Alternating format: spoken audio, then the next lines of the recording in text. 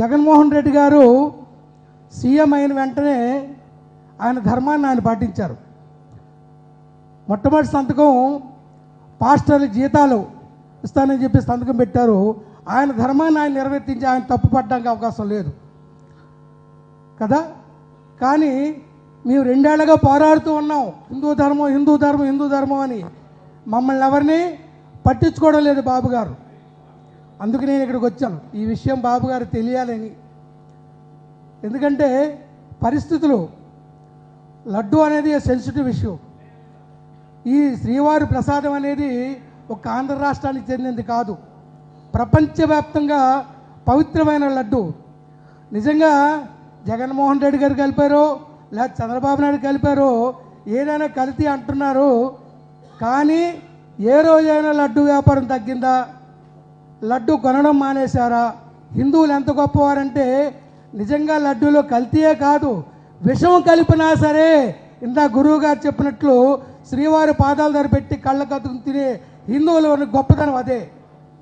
లడ్డూలో విషం కలిపినా తెలిసినప్పుడు కూడా లడ్డు కొనుక్కు తింటాం, అంతటి గొప్ప విషయం హిందువులది.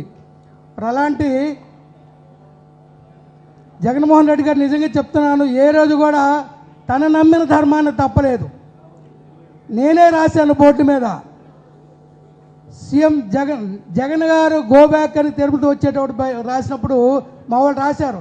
నేను ఒకటే అన్నాను, జగన్ గారు గో బ్యాక్ అంటే జగన్లు ఎంతోమంది ఉంటారయ్యా, క్రిస్టియన్ జగన్ అని నేను ఈ వేదిక సాక్షిగా చెప్తున్నాను, నేను రాయించాను క్రిస్టియన్ జగన్ గో బ్యాక్ అని.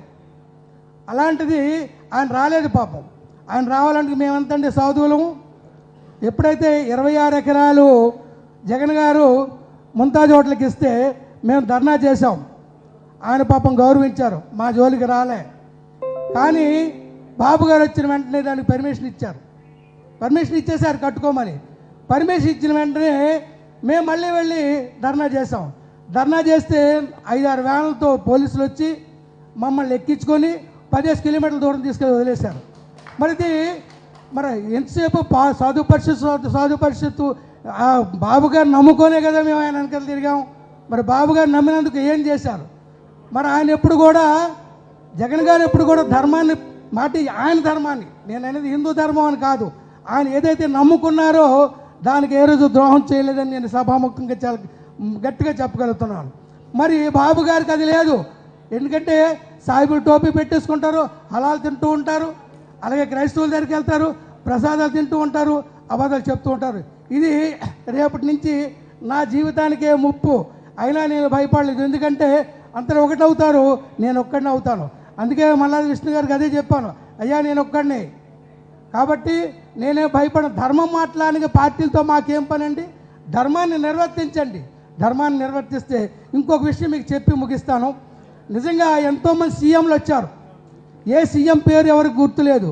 కానీ గత పరిపాలన కంటే ముందు రాజశేఖర్ రెడ్డి గారు సీఎంగా ఉన్నప్పుడు ఆయన ఒక్క పని చేశారు. ఆ పనికి హిందువులు ఇళ్లలో, హిందువులే కాదు ఆంధ్ర రాష్ట్రంలో ఇళ్లలో ఆయన ఫోటో పెట్టుకుని పూజిస్తున్నారు. ఎందుకు చెప్పండి?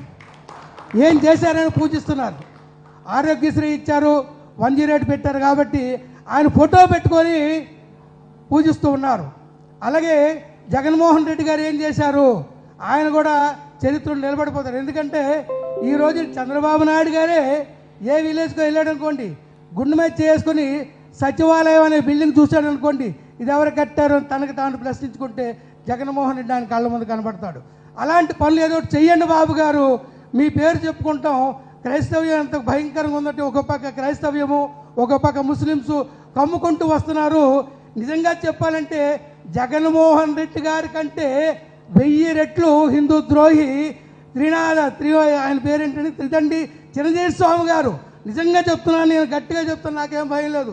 హిందూ ధర్మానికి మోసం చేస్తున్న చిరంజీవి స్వామి గారే. మరి అంతకంటే మంచి పనే చేశారు జగన్మోహన్ రెడ్డి గారిని.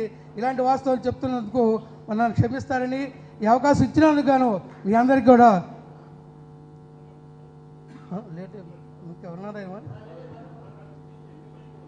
జై శ్రీరామ్, జై శ్రీరామ్.